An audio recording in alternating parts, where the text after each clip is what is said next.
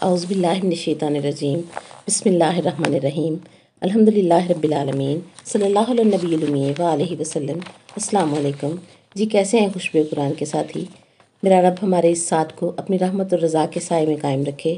اور جتنے بھی روشن دل، روشن خیال، روشن فکر اس کاروان فلاح میں شامل ہو رہے ہیں، سب کے لیے دعا گو ہوں کہ مجھ سمیت ہم سب اسی زندگی میں رب کریم کے ان پسندیدہ بندوں میں شامل ہو جائیں جو اپنے ابدی مقام و مرتبے کا نظارہ موت سے پہلے ہی کر لیتے ہیں۔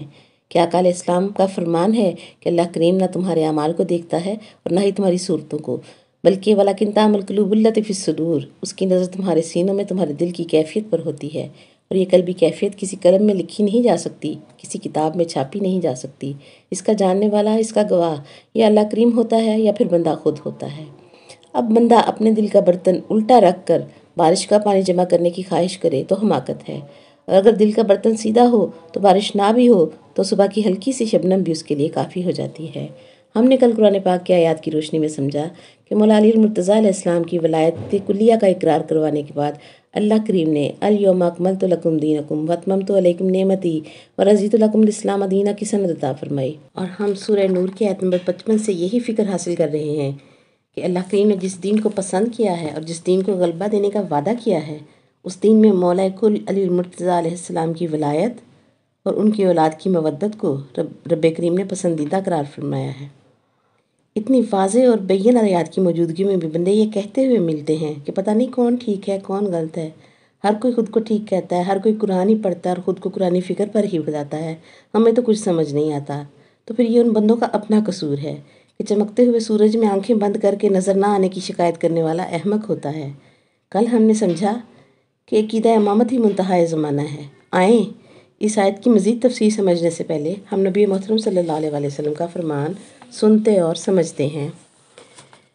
امام مہدی علیہ السلام کے بارے میں حدیث پاک ہے کہ عبداللہ بن مسعود رضی اللہ تعالیٰ عنہ فرماتے ہیں کہ نبی صلی اللہ علیہ وسلم نے فرمایا کہ دنیا اس وقت تک ختم نہیں ہوگی جب تک کہ عرب پر میرے اہل بیت میں سے ایک شخص کی حکومت قائم نہ ہوگی۔ اور ابو داؤد میں ہے کہ نبی کریم صلی اللہ علیہ وسلم نے ارشاد فرمایا اگر دنیا کی زندگی میں کچھ بھی نہ بچے سوائے ایک دن کے تو اللہ کریم اس دن کو اتنا طویل کر دے گا یہاں تک کہ میرے خاندان میں سے، میرے اہل بیت میں سے ایک شخص کو اٹھائے گا جس کا نام میرے نام پر ہوگا اور جس کے والد کا نام میرے والد کے نام پر ہوگا، یعنی محمد بن عبداللہ امام مہدی علیہ السلام کا نام ہوگا، اور فرمایا کہ وہ زمین کو عدل و انصاف سے اسی طرح بھر دے گا جس طرح سے زمین ظلم اور زیادتی سے بھر چکی ہوگی۔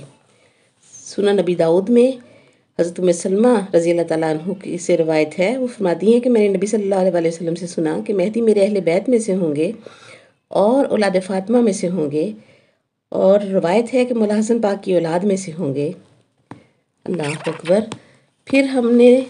ایک اور حدیث ہمیں ملتی ہے کہ لوگ مشرق سے لشکروں کی صورت میں آئیں گے اور وہ امام مہدی کی حکومت کو قائم کریں گے، ان کا ساتھ دیں گے۔ جزیرہ عرب کے مشرق میں ایران، افغانستان اور پاکستان آتے ہیں، یہ غالب مسلمان اکثریت کے علاقے ہیں، ہندوستان پاکستان کے بعد ہے۔ اور المستدرک میں حدیث مبارکہ ہے کہ نبی صلی اللہ علیہ وسلم نے فرمایا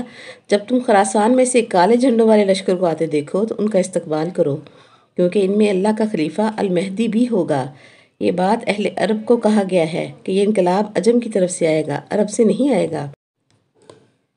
نظام ہستی کا چلنا اور کائنات کا رواں دواں ہونا اس بات کی دلیل ہے کہ زمانے کا امام اپنی رعیت سے باخبر ہے، اور امام مہدی علیہ السلام مولا علی کے بعد واحد امام ہیں جن کا ذکر قرآنی آیات میں بھی ملتا ہے اور نبی صلی اللہ علیہ وسلم کی حدیث میں بھی ملتا ہے۔ کتاب کنز الاعمال 19 جلدوں پر مشتمل ہے، اور اس میں نبی صلی اللہ علیہ وسلم کے خاندان بنو ہاشم سے 12 اماموں پر باب لکھا گیا ہے۔ اس میں حدیث مبارکہ کا مفہوم ہے کہ جو کوئی بھی اپنے زمانے کے امام کی معرفت کے بغیر مرا وہ جاہلیت کی موت مرا، کفر و شرک کی موت مرا۔ ہر زمانے میں ہر وقت میں امام کا وجود لازمی ہے، اور 12 اماموں کی تفصیل نبی صلی اللہ علیہ وسلم نے واضح کر کے بتا دی ہے، اور مسلمانوں کا ہر طبقہ اور فرقہ ان 12 اماموں کو نہ صرف تسلیم کرتا ہے بلکہ ایمان اور عقیدہ کا حصہ لازم بھی مانتا ہے۔ مسجد نبوی کی چھت پر گنبد کے اندر بھی دائرے میں ان سب اماموں کے نام مولا علی سے لے کر نبی مہدی آخر الزماں امام مہدی علیہ السلام تک کے نام لکھ دیے ہوئے ہیں۔ اور یاد رکھیں کوئی مسلمان کسی مسلک، کسی مکتبہ فکر سے ہر کوئی ماننے والا ہے، اور کسی مفتی کی آج تک اور صبح قیامت تک یہ جرت نہ ہو سکی اور نہ ہو سکے گی کہ وہ کہہ سکے کہ نعوذ باللہ ان اماموں میں سے کوئی امام جنت میں نہیں جائے گا۔ ان ہر کوئی معصوم ہے، صاحب تقوی ہے، صاحب علم ہے اور وارث جنت ہے۔ اور اللہ کریم کی یہ شان ہے کہ بغیر ہادی کے بھیجے ہوئے کسی قوم کو عذاب نہیں کرتا۔ سورہ نام میں فرماتا ہے ذالک ان لم یکن ربک مہلک القری بظلم واہلھا غافلون۔ رب فرماتا ہے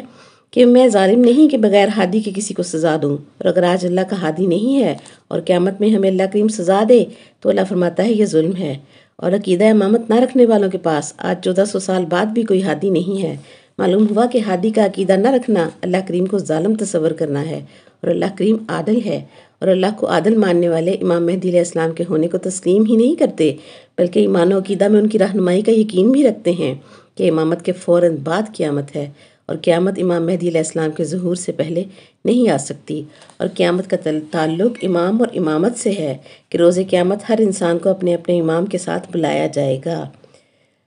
قرآن نے بنی اسرائیل میں فرمایا یوم ندعو کل اناس بامامہم، کہ قیامت کے دن ہم ہر انسان کو اس کے امام کے ساتھ اٹھائیں گے۔ نہ ماں کے نام کے ساتھ اٹھے گا انسان اور نہ باپ کے نام کے ساتھ اٹھے گا، بلکہ قرآن کی روح سے امام کے نام کے ساتھ جو ہے اس کو بلایا جائے گا۔ اس کے امام جو ہیں وہ آگے آگے ہوں گے اور اس امام کے ماننے والے پیچھے پیچھے ہوں گے، اور آگے والا اگر جنت میں جائے گا تو پیچھے والے بھی جنت میں جائیں گے، اور اگر آگے والا جہنم میں جائے گا تو پھر پیچھے چلنے والے بھی جہنم میں جائیں گے۔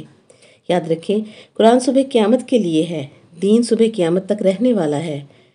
اور رب کہتا ہے کہ وَلَهُ مَا فِي السَّمَاوَاتِ وَالْأَرْضِ وَلَهُ الدِّينُ وَاصِبًا، جو آسمانوں میں ہے اور جو زمین میں ہے اسی کے لیے ہے، اور اسی کا دین ہی ہمیشہ رہنے والا ہے، قیامت تک رہنے والا ہے۔ اللہ اکبر۔ امامت کی قرآن میں اور تفصیل بھی ہے، اور سورہ انبیاء میں فرماتا ہے رب عزت کہ وَجَعَلْنَاهُمْ أَئِمَّةً يَهْدُونَ بِأَمْرِنَا وَأَوْحَيْنَا إِلَيْهِمْ فِعْلَ الْخَيْرَاتِ وَإِقَامَ الصَّلَاةِ وَإِيتَاءَ الزَّكَاةِ وَكَانُوا لَنَا عَابِدِينَ۔ رب فرماتا ہے ہم امام مقرر کر دیتے ہیں ان کو جو ہمارے حکم سے ہماری ہدایت کرتے ہیں، اور کرتے رہیں گے، یہ سلسلہ قیامت تک جاری رہے گا۔ اور وہی بھیجی ہم نے ان کو کہ خیرات کریں اور نماز قائم کریں اور زکوٰۃ ادا کرتے رہیں، اور جب سے وہ ہیں تب سے ہمارے عبد ہیں۔ یعنی امام کا ہر خیرات کرنا، نماز پڑھنا، زکوٰۃ ادا کرنا وحی الہی کے مطابق ہے۔ معلوم ہوا مولا علی علیہ السلام کا حالت رکوع میں زکوٰۃ دینا وہی ہے۔ تفسیر کبیر امام فخر الدین رازی رحمۃ اللہ علیہ کی کتاب ہے، انہوں نے اس آیت کی تفسیر میں لکھا ہے کہ جب یہ آیت نازل ہوئی تو صحابہ اکرام ایک دوسرے سے پوچھنے لگے کہ آپ کے پاس ملائکہ آتے ہیں؟ ہر کسی نے جواب دیا کہ نہیں، ہمارے پاس تو نہیں آتے۔ اور جب یہی سوال لے کر مولا علی علیہ السلام کے پاس آئے تو انہوں نے جواب دیا ہاں، وہ تو میرے اور میرے بچوں کے نوکر ہیں، میرے لیے حوض کوثر سے وضو کا پانی لے کر آتے ہیں، میرے بچوں کا جھولا جھلاتے ہیں، میرے گھر کی چکی پیستے ہیں، اور جب جانے لگتے ہیں تو کہتے ہیں کہ یا علی، آپ محمد صلی اللہ علیہ وسلم اور آل محمد صلی اللہ علیہ وسلم کے ماننے والوں کے لیے دعا مانگیں تاکہ ہم آمین کہیں۔ اس لیے محبت اہل بیت رکھ کر جینے والا بے خوف جیتا ہے کہ جس کے لیے مولا علی علیہ السلام دعا مانگے اور فرشتے آمین کہیں، وہاں شک کی گنجائش ہی نہیں رہتی۔ یہ ہے اللہ کریم کے چنے ہوئے اماموں کا مقام کہ وہ یہدون بامرنا کے تحت اللہ کے حکم سے ہدایت کرتے ہیں۔ ان کے پاس ملائکہ آتے ہیں، وہ جب سے ہیں تب سے ابد ہیں، اللہ کریم کو سجدہ کرتے ہیں۔ انہی کی وجہ سے اللہ کریم مسجود کہلایا، انہی کی وجہ سے اللہ کریم معبود کہلایا۔ اور آئیں ان آیات و حدیث کو سننے کے بعد سمجھتے ہیں کہ اگر نعوذ باللہ امامت کے اس عقیدے کو ہم ناقابل اعتبار بھی سمجھ لیں تب بھی بچنے کا یہی راستہ ہے کہ اس کے لیے مثال سمجھیں۔ ایک جنگل میں اندھیری رات اور انسان اس کو اپنا ہاتھ تک دکھائی نہیں دیتا، اور تیز آندھی چل رہی ہے، درخت ٹوٹ ٹوٹ کر گر رہے ہیں، جنگل میں سے درندوں کی آوازیں آ رہی ہیں، سامنے سمندر کا طوفان نظر آ رہا ہے، اور آدمی کھڑا ہے کہ کچھ سمجھ نہیں آ رہا کہ لہر کی لپیٹ میں آ جائے گا یا کسی جنگلی جانور کا لقمہ بن جائے گا، یا اندھیری کی وجہ سے آگے بڑھنے پر کسی نشیب میں جا گرے گا۔ یہی حال اس وقت امت مسلمہ کا ہے کہ کچھ سمجھ نہیں آ رہا ہے کہ کیا کرے، کوئی قیادت، کوئی رہنمائی سامنے نہیں ہے، ہر طرف خطرہ، پریشانی اور بدحالی ہے، مصیبتیں ہیں، اور اس آدمی سے 100 برس کے فاصلے پر بالکل اسی پوزیشن میں، اسی کنڈیشن میں ایک اور آدمی کھڑا ہے، وہی حالات خوف ہیں، ویسا ہی اندھیرا ہے اور طوفان ہے اور جنگلی جانوروں کا خوف ہے، لیکن اس آدمی کو دور سے ایک روشنی آتی دکھائی دے رہی ہے، اور عقیدہ امامت یہی روشنی ہے کہ مایوسی میں سہارا دیتا ہے۔ مایوس ہونے سے سہارا لینے کی آرزو بہتر ہے۔ مایوسی موت ہے اور سہارا امید کی کرن ہے، سہارا زندگی ہے، اور عقیدہ امامت امید کی کرن بن کر زندگی بانٹ رہا ہے، اور قرآن مجید بھی اسی چیز کی خبر دے رہا ہے۔ امام زمانہ کی روشنی تو دکھائی دے رہی ہے کہ آئیں گے تو نبی کریم صلی اللہ علیہ وسلم کے دین کو غالب کریں گے، اور اپنے سے پہلے اماموں کی ہی تصدیق نہ کریں گے بلکہ قرآن و اہل بیت کو ان کا مقام بھی ملے گا، ان کے دشمنوں کو تہہ تیگ کریں گے۔ اللہ اکبر۔ آج کے لیے اتنا ہی، زندگی رہی تو کل پھر اسی موضوع پر اور بات کریں گے۔ وآخر دعوانا الحمدللہ رب العالمین۔ سبحانک اللہم و بحمدک ونشہد ان لا الہ الا انت نستغفرک ونتوب الیک۔ السلام علیکم ورحمۃ اللہ وبرکاتہ۔